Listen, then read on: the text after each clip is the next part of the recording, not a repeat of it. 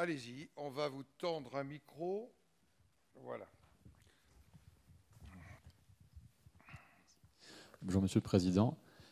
Je voulais savoir si vous pouvez nous expliquer la différence de nature et de fonctionnement entre la commission d'enquête à l'Assemblée et son équivalent au Sénat, s'il vous plaît.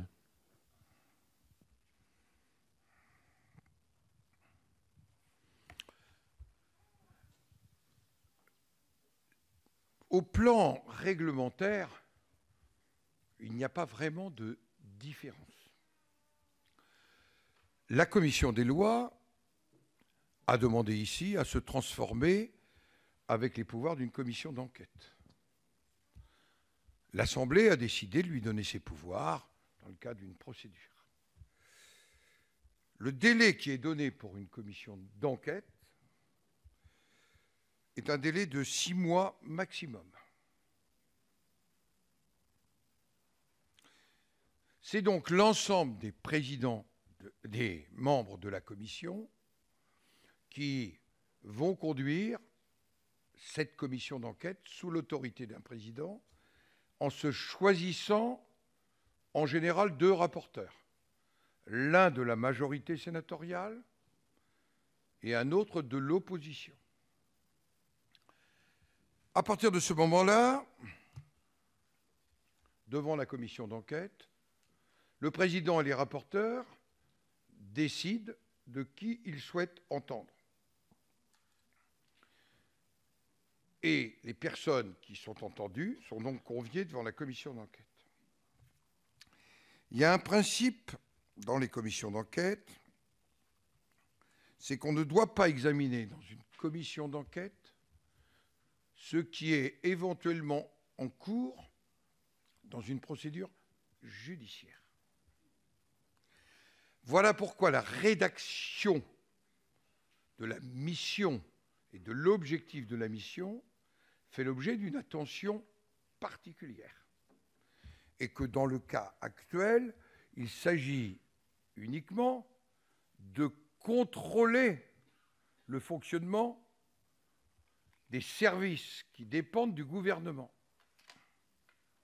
Et donc, en ce qui concerne notamment les services de maintien de l'ordre et en même temps les services de protection des personnalités, dont le président de la République, mais aussi d'autres personnalités, les ministres exposés, les présidents d'assemblée ou certaines personnalités particulièrement exposées. C'est mon cas, par exemple. Étant le viager, j'ai donc un certain nombre de dispositifs de protection. Ce n'est pas moi-même qui l'organise, c'est autour de moi les services du ministère de l'Intérieur, et à l'intérieur du Sénat, c'est sous mon autorité, l'autorité militaire, qui est représentée ici par un général qui ne dépend de personne et qui ne dépend pas d'un état-major militaire. Et donc, ça, c'est le travail de la commission d'enquête. Comparaître, c'est pas le bon mot, être entendu. Quand on comparaît, c'est devant la justice. Quand on est entendu, c'est devant une commission d'enquête. On est entendu et on a l'obligation de se rendre devant la commission d'enquête. On le fait sous serment.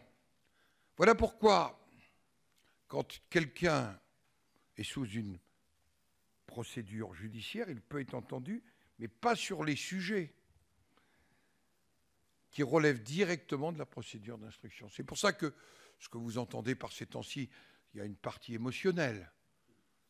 Mais je peux vous garantir, la commission est totalement autonome, indépendante, comme elle l'a été. Je vais prendre un tout autre exemple. Nous avons fait une commission d'enquête sur la pollution de l'air. Sujet, il y a maintenant près de 2 ans. Il se trouve qu'il a été démontré qu'une éminente personnalité médicale qui avait prêté serment aurait prêté serment dans des conditions qui ne correspondaient pas au serment. La commission d'enquête avait terminé sa tâche. On était au-delà des 6 mois. Et ces faits sont apparus ensuite. J'ai été saisi et j'ai proposé au bureau de déférer le dossier devant le procureur de la République, qui a considéré que les conditions de respect du serment pourraient ne pas avoir été respectées. Ce n'est pas le procureur. Ensuite, il y a eu une procédure judiciaire. Et cette éminente personnalité était condamnée. Ce n'était pas un refus de comparaître, mais c'était quelque part, c'est qu'au moins ce qu'a jugé le tribunal, ça n'était pas le respect. Voilà. Alors, ici, en général, les choses se passent. Vous avez pu regarder, hein, ça a été suffisamment télévisé. C'est comme France Inter il y a 10 ans qui avait comme slogan « Écoutez la différence ». Voilà. Monsieur le Président, bonjour. Je voudrais savoir si le Sénat va promouvoir le droit de pétition comme il est établi actuellement au Parlement européen. Étant pétitionnaire moi-même de 3 directives, le changement d'heure, la directive dioxyde d'azote et la directive ozone, dont j'ai obtenu la victoire le 8 février par le Parlement européen qui a refusé de continuer le changement d'heure puisqu'ils ont voté l'abolition. La directive ozone et dioxyde d'azote, j'ai obtenu l'avis favorable du commissaire européen puisqu'il a poursuivi la France devant la Cour européenne de justice sur l'ozone et le dioxyde d'azote. Et actuellement, le dossier va être rouvert le 9 octobre devant la commission des pétitions puisqu'il sera question des 30 000 morts de 2003 et des 6 000 morts de 2015. Et vous savez que la Cour européenne de justice aura le droit de saisir le TIP puisque c'est une infraction à l'environnement. Et je crois qu'aujourd'hui, il serait bien que le Sénat et l'Assemblée nationale débattent justement du changement d'heure parce que ça va être la Cour européenne de justice qui va nous imposer ce fait, mais avec bien sûr des dispositions financières qui sont tellement importantes que je me demande pourquoi le gouvernement ne se penche pas sur ce sujet actuellement. Tout d'abord, la révision constitutionnelle de 2008 a ouvert des droits nouveaux. En effet, dans ces droits nouveaux, il y a la possibilité, dans le cadre d'une procédure, pour les citoyens de saisir le Conseil constitutionnel avec des questions prioritaires de constitutionnalité pour les textes ou parties de textes de loi qui n'ont pas été soumis au Conseil constitutionnel. C'est une grande liberté. Hein. Et nous avons eu des textes, y compris anciens, qui ont été jugés par le Conseil constitutionnel, non conformes aux principes constitutionnels d'aujourd'hui, et pour lequel le Conseil nous a donné un délai pour modifier ces textes. Ça, c'est la première des choses. Seconde des choses, c'est que quand on a un sujet comme le changement d'heure, ça viendra dans un texte législatif.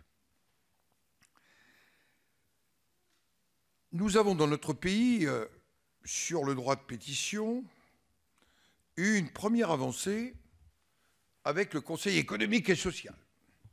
En effet, vous pouvez faire une pétition, la réunir, et le Conseil économique et social doit l'examiner. Jusque-là, cette procédure n'a pas eu un immense succès. Je n'ai pas discuté des décisions du Conseil, mais la seule grande pétition qu'il ait eu à recevoir, il a jugé qu'il n'avait pas, j'allais dire, à l'examiner comme une pétition à transmettre. Nous avons, dans la préparation de la réforme constitutionnelle, à nouveau ce sujet qui va être porté par un certain nombre de parlementaires sur le droit de pétition, c'est-à-dire la capacité, on en fixe le niveau, pour des citoyens de demander, dans certains cas, l'inscription d'un sujet sur le bureau du Parlement, ce qui se fait dans un certain nombre de pays et qui existe. Mais ça n'est pas aujourd'hui, hormis la procédure par le Conseil économique, social et environnemental, une procédure qui existe. C'est un point très important. Le second des droits qui existent, mais nous voyons bien que nous ne l'avons pas apprivoisé totalement, c'est le référendum d'initiative locale ou d'initiative gouvernementale et portant sur un territoire. Je vais vous donner un exemple récent. Le référendum sur le dossier de Notre-Dame-des-Landes. Initiative du président Hollande, portée par le gouvernement, votée par une majorité D'abord, en termes de participation, ce qui est important. Parce que souvent, vous avez des conditions de participation. Et adopté à une assez large majorité des citoyens n'a eu aucune conséquence dans la décision politique. C'est-à-dire que nous avons un problème aujourd'hui, hors les référendums article 89 ou article 11, sur les conséquences. Article 11, en 2 mots, c'est la réforme des institutions. Article 89, c'est la réforme de la Constitution. Ceux-là sont suivis naturellement d'effets, mais vous n'en avez pas jusqu'ici. Vous avez des référendums spécifiques. Celui qui va vivre la Nouvelle-Calédonie dans 2 mois est un référendum à statut spécifique. Est-ce que vous souhaitez rester dans la République ou est-ce que vous souhaitez sortir de la République? Celui-là aura force de loi constitutionnelle, en quelque sorte. Voilà pour répondre à votre question. Mais je suis certain du débat. D'autres questions? C'est monsieur. Pardon. Attendez, là-haut.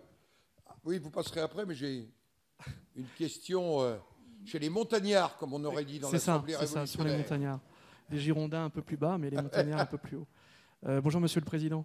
J'avais 2 questions. En fait, la première concernait un sujet très actuel qui est le principe de l'impôt à la source. Et je voulais savoir de quelle manière le Sénat avait pu intervenir et à quel moment en particulier sur ce sujet-là.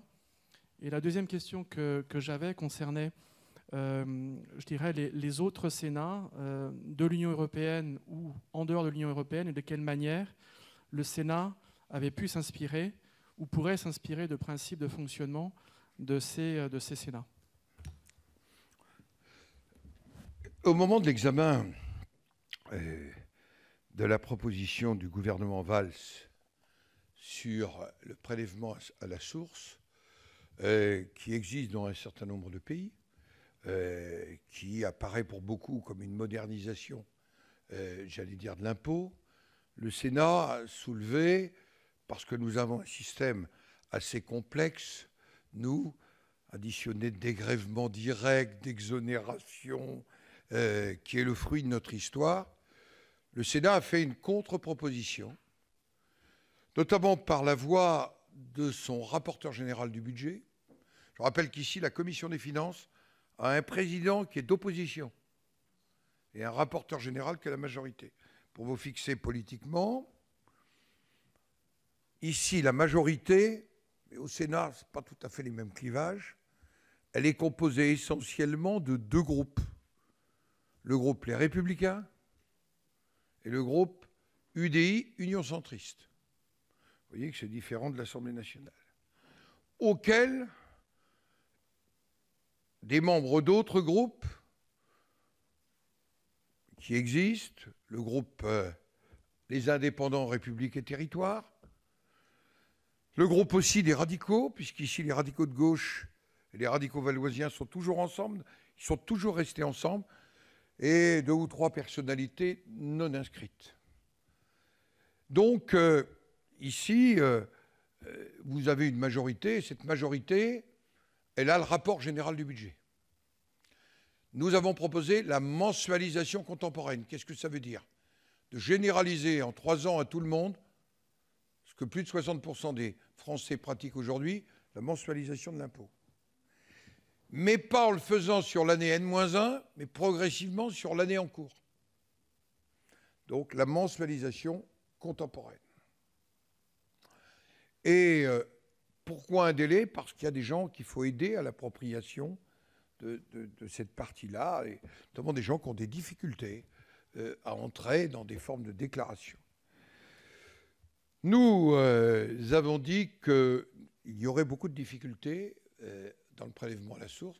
Nous pensions que la mensualisation contemporaine avait un autre avantage, c'est qu'elle ne faisait pas peser sur les petites entreprises le rôle, en quelque sorte, de collecteur et de référence. La loi est la loi, l'arbitrage vient d'être rendu par le président et le gouvernement. Vous avez vu qu'il y avait des hésitations. Ça veut dire qu'une partie de nos arguments, mais aussi des arguments de la Cour des comptes, puisqu'on estime à la Cour des comptes qu'il y aura une perte de 2 milliards en ligne la première année pour les ressources de l'État. et vous connaissez la situation budgétaire de notre pays.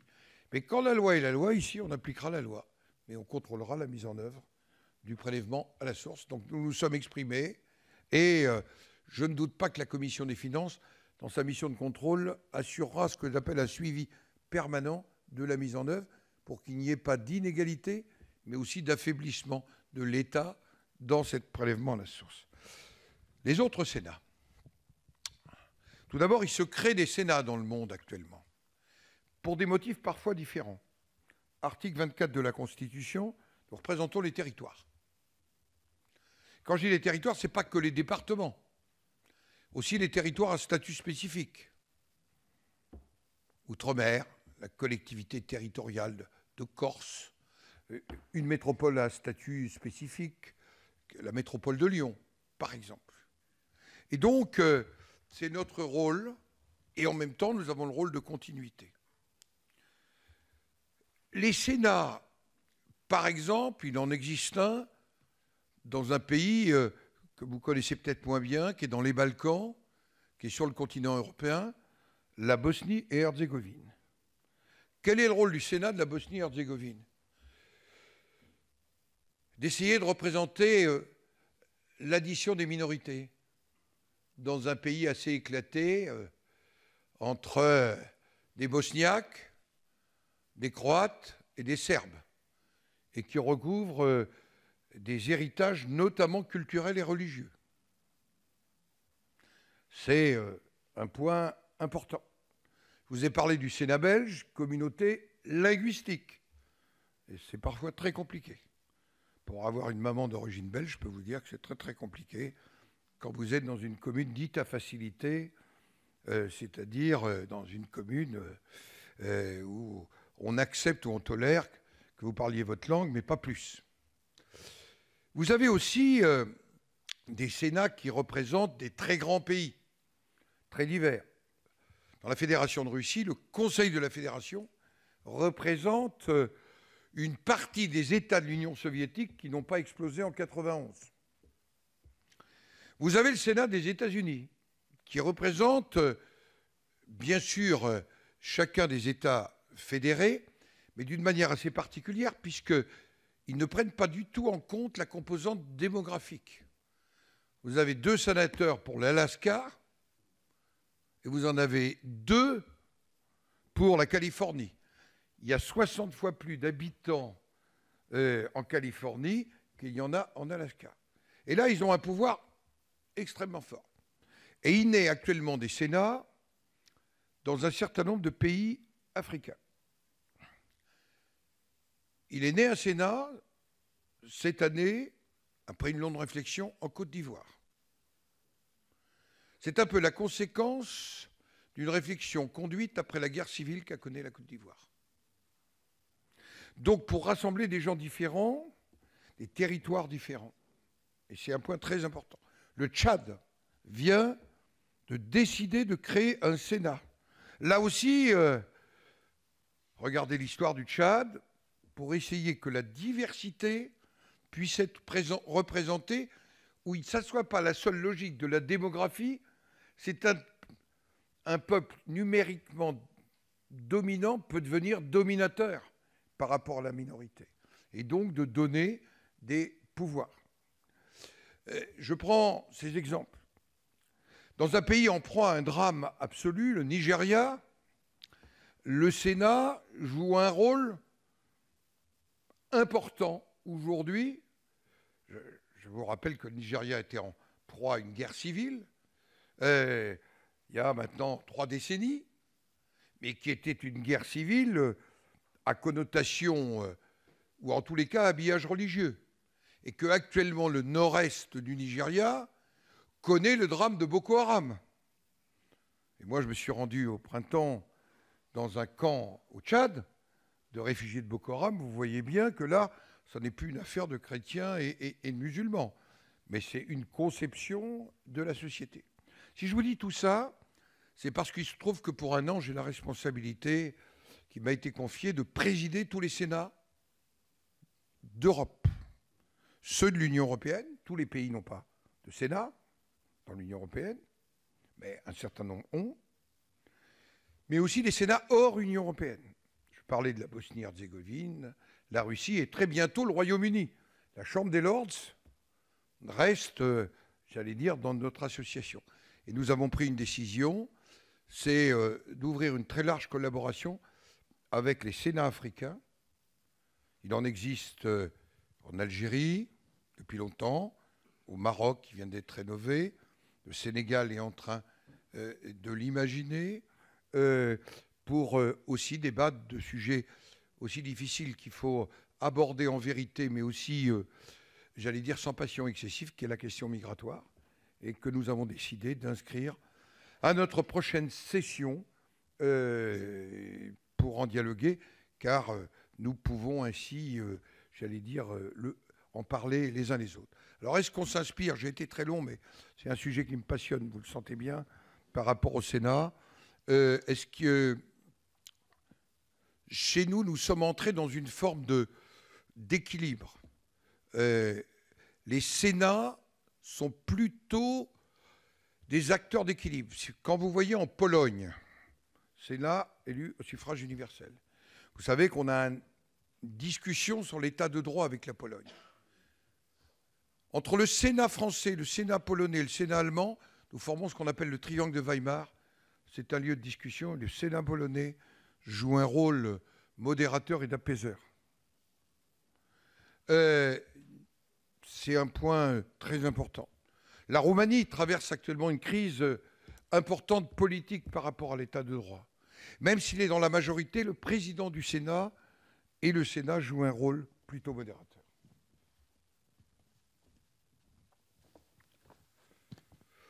Autre question, je suis trop long, je vois que mon collaborateur me dit que je ferme ma gueule, voilà. Bon, on continue. Monsieur là qui est depuis longtemps, et puis j'ai vu que je ne respecte pas la gauche de l'hémicycle, ce qui, pour un président du Sénat, serait une faute impardonnable. Bonjour Monsieur le Président. Tout à l'heure, vous nous avez précisé que le président du Sénat peut être amené à assurer l'intérim de la présidence de la République, comme ce fut le cas, je crois, du président Poher, avec des pouvoirs identiques à ceux du président, excepté celui dissous de l'Assemblée nationale. Mais ne pensez-vous pas que ces pouvoirs, au demeurant, sont limités à expédier les affaires courantes?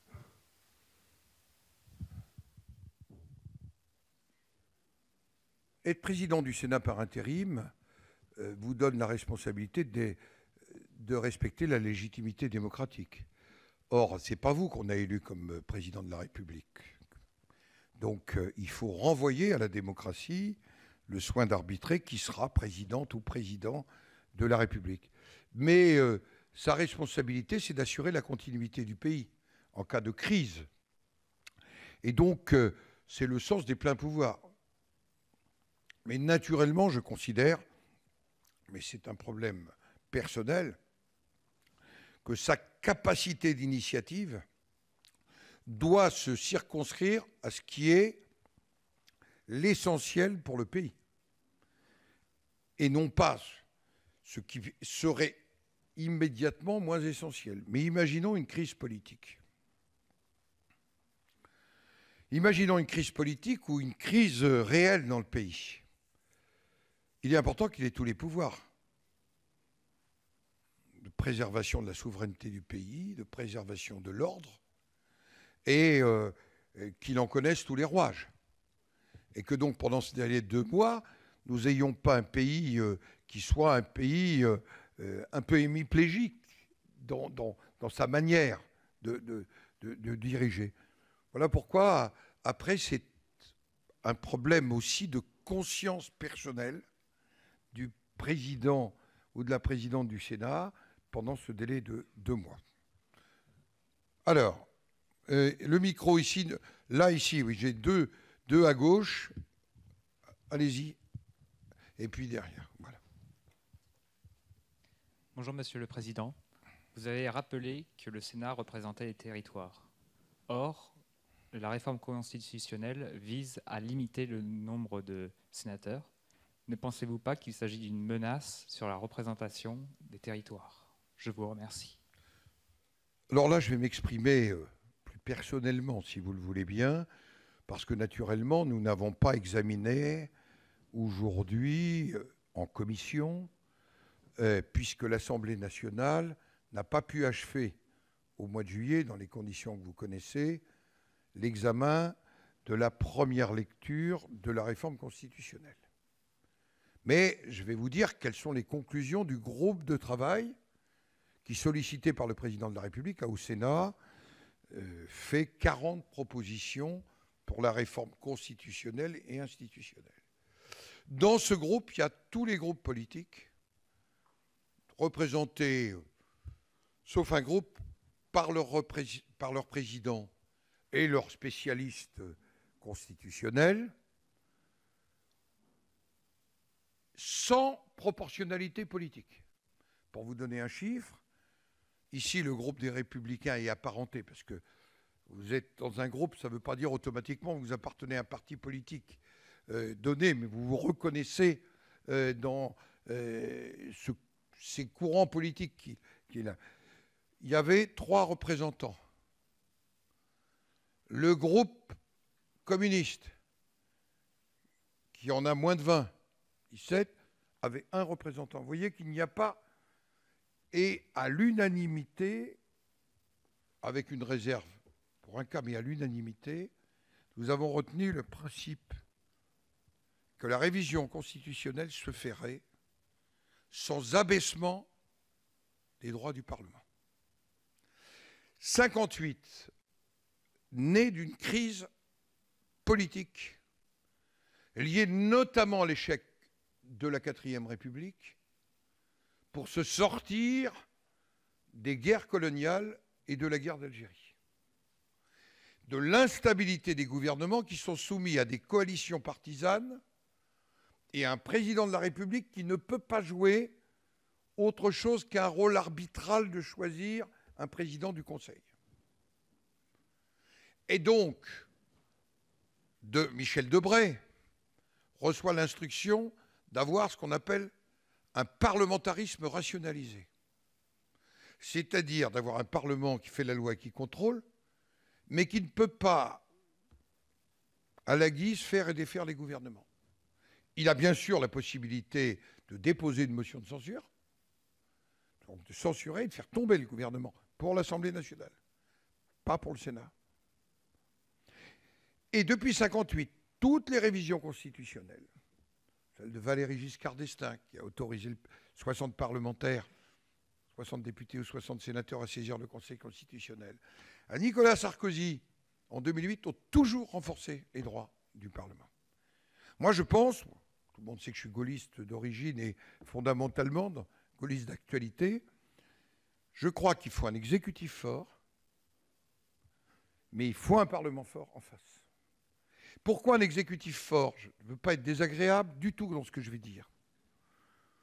Quand le président Hollande a des problèmes avec sa majorité, il n'empêche qu'il peut continuer à gouverner ce pays sans être le yo-yo d'une majorité qui est variable. Et il peut donc agir sur l'essentiel. Ça ne veut pas dire qu'il a les pleins pouvoirs, on est bien d'accord. Premier sujet, pas d'abaissement du droit du Parlement. D'où le débat sur le droit d'amendement. Ce qui ne veut pas dire ne pas moderniser le fonctionnement de notre Assemblée. Nous, l'Assemblée ne le fait pas encore, nous légiférons, maintenant c'est validé par le Conseil constitutionnel, parfois en commission. Et on ne va en Assemblée plénière que pour ratifier. Je prends cet exemple. Nous appliquons les articles de la Constitution pour éviter d'avoir 5000 amendements sur un texte. Et c'est d'ailleurs un pouvoir du président du Sénat de dire ça non, ça oui, ça non. Et ici, tout le monde, naturellement, il faut être responsable et raisonnable. Et ce n'est pas les pleins pouvoirs à moi. Je le fais toujours avec les présidents de commission. Et en cas de désaccord, je peux saisir le Conseil constitutionnel. Deuxième des sujets, je viens à votre question, la territorialité. Nous pensons très important que les parlementaires continuent à représenter un territoire. Voilà pourquoi nous avons demandé, c'est public, qu'il y ait au minimum un député et un sénateur par département ou collectivité à statut spécifique, pour qu'il y ait les territoires les moins denses, les plus pauvres en démographie, ne soient pas sans représentants. Par contre, nous ne sommes pas contre la diminution du nombre de parlementaires, en tous les cas. Je m'exprime, moi. Mais ça doit être raisonné. Dire un tiers, ça n'a pas de sens. Il faut se poser la question, raisonner. Et je vais vous proposer 2 réflexions sur le sujet.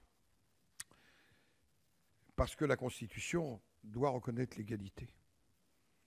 Je vais aller en Outre-mer. Et je vais en choisir un qui n'est pas dans l'actualité volontairement des 2 mois qui viennent. Celui-là, j'y pense. La Polynésie française a fait le choix clairement de rester chez nous, dans la République. Elle est grande comme l'Europe, les archipels partout. Si j'applique un ratio strictement mathématique, elle n'aura plus, la Polynésie, qu'un seul député et un seul sénateur. Ça n'est pas possible. Ça n'est pas possible, y compris parce que la diversité des peuples qui la composent, comme en Nouvelle-Calédonie, a besoin d'une relative diversité de représentation des populations. Nous sommes toujours très attentifs à ce que la loi de la majorité soit respectée, mais que les minorités ou que la diversité ne soient pas écrasées. Puis le 3e sujet, c'est qu'il n'est pas question de voir les lois institutionnelles, qui ne sont pas constitutionnelles, ne pas être examinées dans la suite de la modification constitutionnelle. On est donc ouvert, je le redis, à la révision constitutionnelle. Ça fait parfois un petit peu débat avec nos amis députés, y compris de sensibilité. Nous sommes ouverts parce que, ici, nous pensons qu'il y a sans doute, dans le fonctionnement du Parlement et dans le fonctionnement des territoires, des améliorations qui peuvent être faites. Ça nécessite de les aborder sereinement et avec des passions maîtrisées. Voilà. Il y avait une question au fond, oui, monsieur. Monsieur le Président, bonjour. Une commission d'enquête du Sénat, lorsqu'elle s'intéresse de près ou de loin à l'Élysée, ne prend-elle pas le risque de provoquer une crise politique et de dépasser les frontières de la séparation des pouvoirs? C'est naturellement un sujet. Et je considère que le président de la République ou un ancien président de la République ne peut pas être entendu par une commission d'enquête.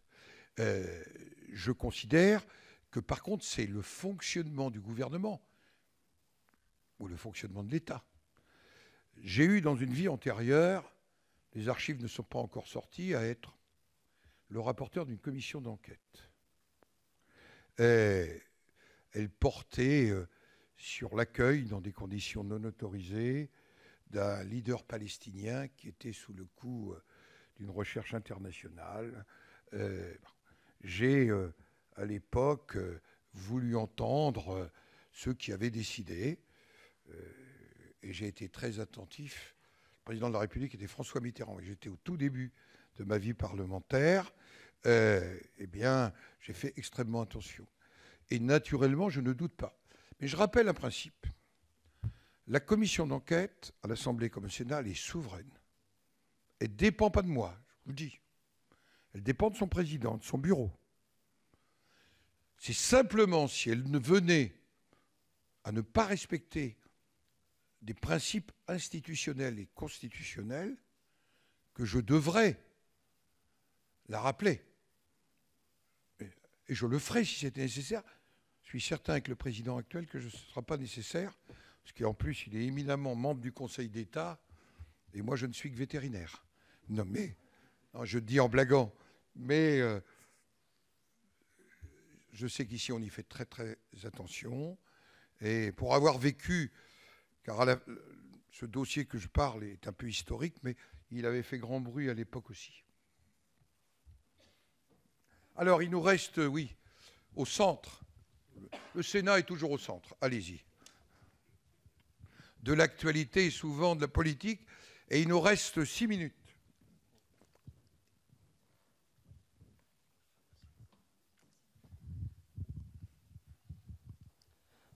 Bonjour, Monsieur le Président du Sénat.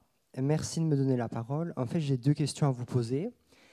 Comment vous est venue la vocation de la politique et quelles études vous y ont mené? Et la deuxième, c'est qui sont vos modèles de référence, vos maîtres à penser? Alors là, vous allez dans des questions plus personnelles, mais je vais y répondre.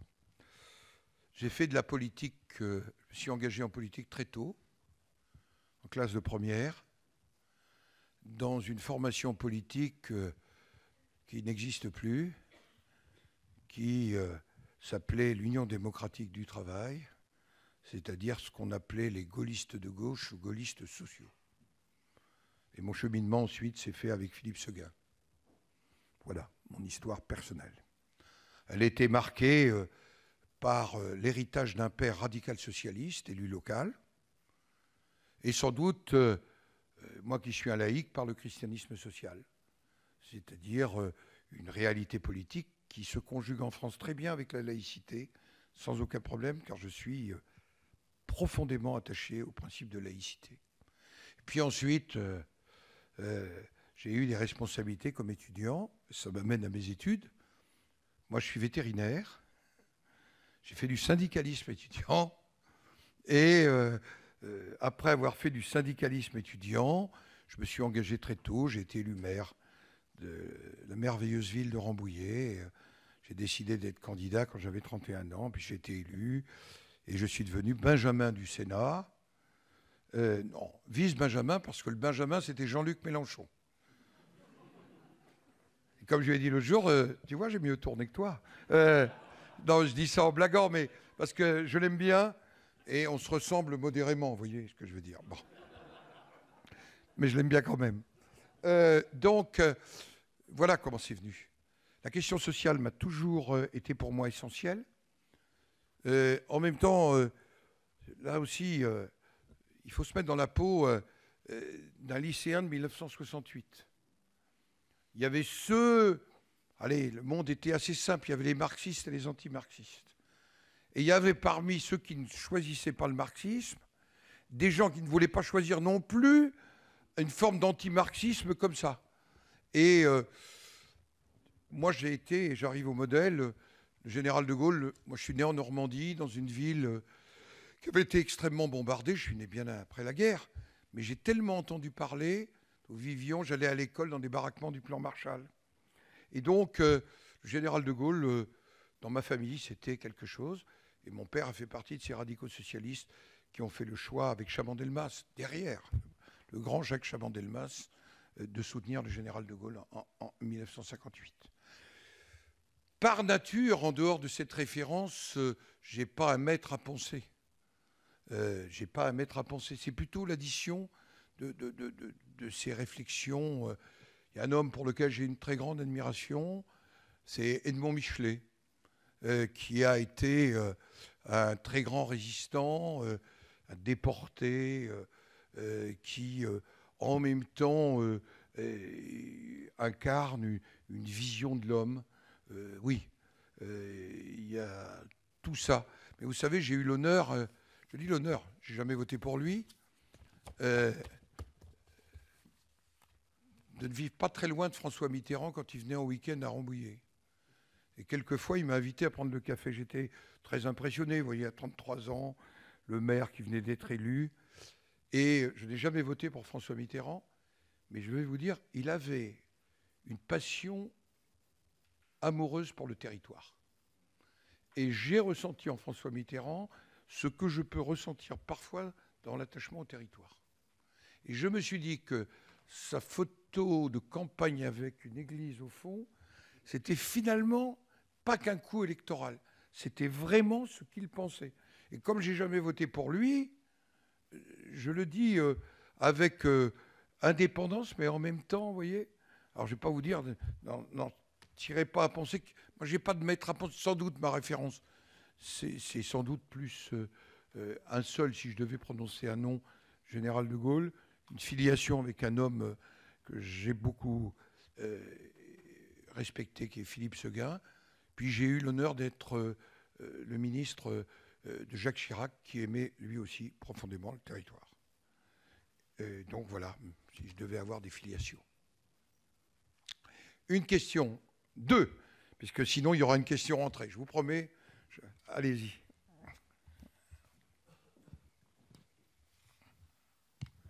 Bonjour. Oui, et ensuite vous. Je vais continuer avec une autre question personnelle. Depuis que vous êtes président du Sénat, quelle a été la réforme ou quelles ont été les réformes pour lesquelles vous avez eu le plus d'intérêt à travailler? Quelles sont celles qui vous ont le plus intéressé? Quelles sont les réformes que vous avez préféré mener à bien? Ou pas forcément d'ailleurs. D'abord, en interne, la modernisation de la procédure de la construction législative.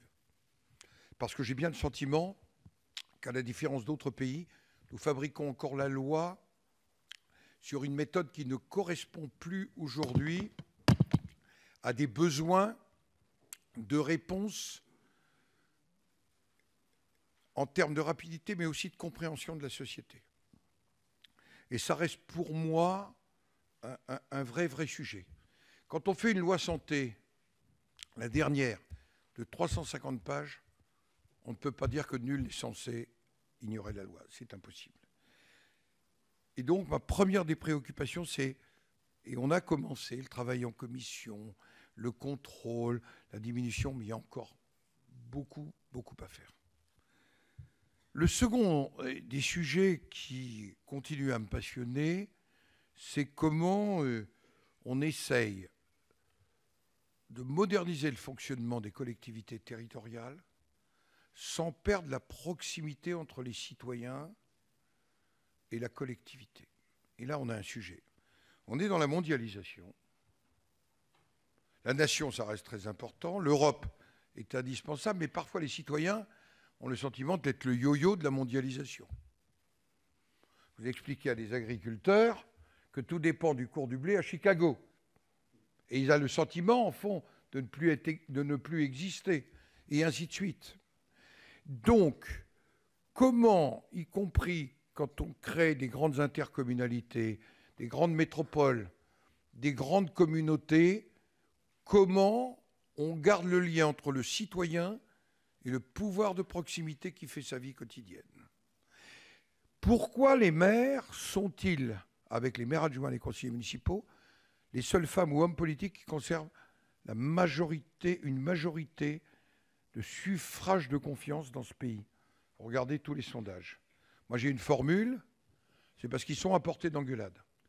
Mais être à portée d'engueulade, ça veut dire être en capacité de vous répondre à votre question, y compris quand la réponse ne vous plaît pas, mais vous avez un interlocuteur devant vous. Hier, j'étais à Saint-Gaudens et j'inaugurais les Pyrénéennes, qui est le salon de l'agriculture de montagne. Je le dis, vous êtes, pour une majorité d'entre vous, comme les Français, des urbains.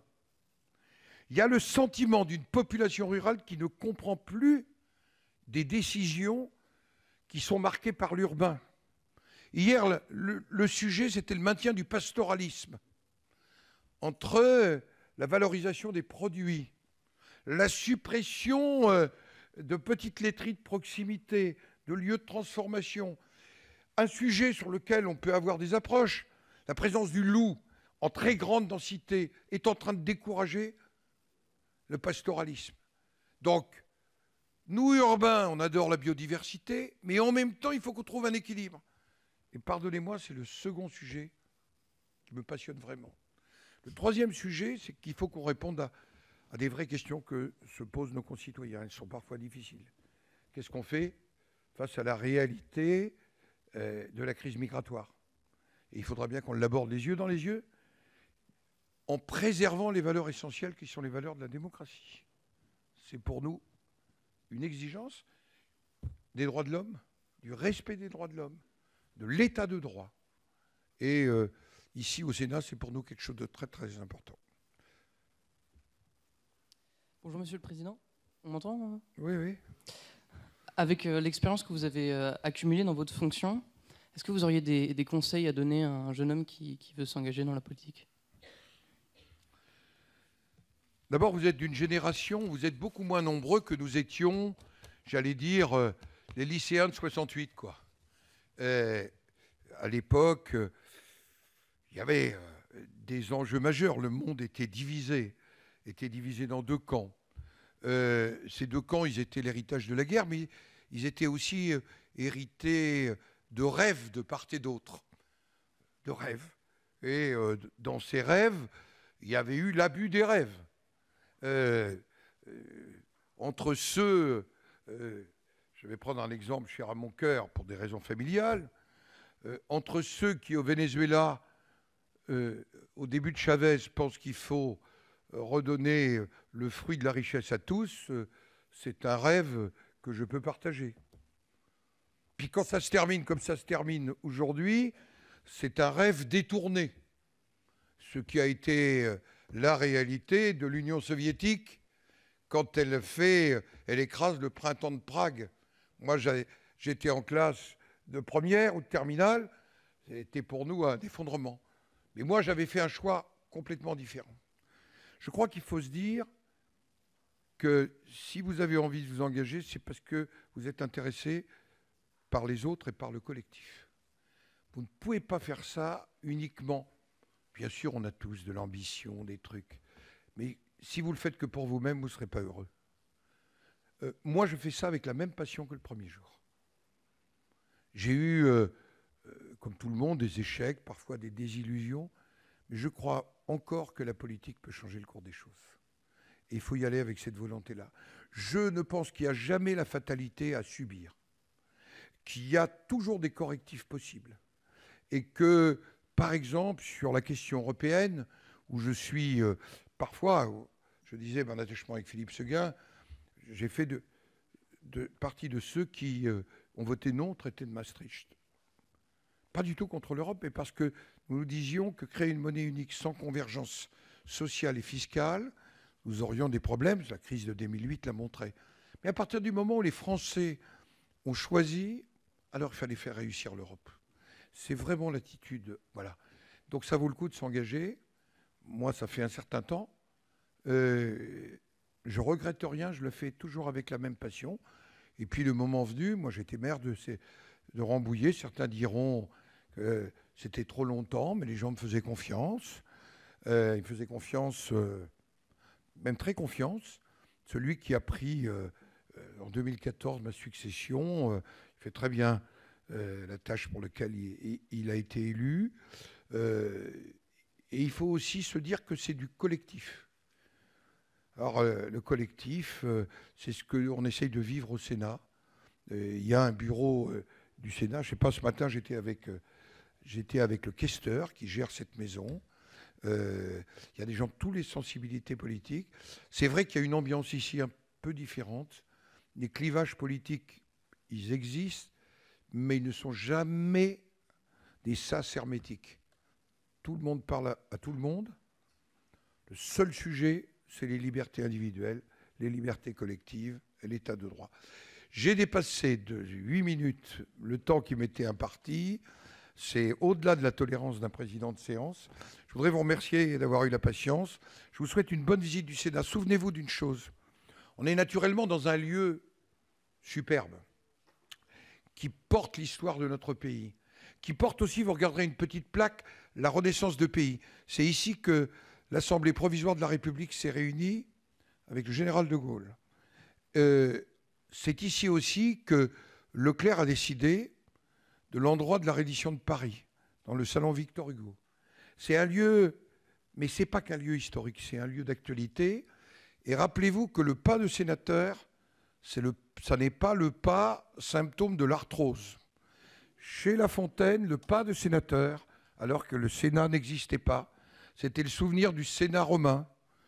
Et les sénateurs, dans le triomphe, quand ils défilaient au pas lent, c'était par symbole de la paix. Alors que le pas des légionnaires, qui symbolisait la guerre, était un pas accéléré. C'est l'ambition du Sénat que de contribuer à la cohésion du pays et donc à la concorde civile. Merci beaucoup.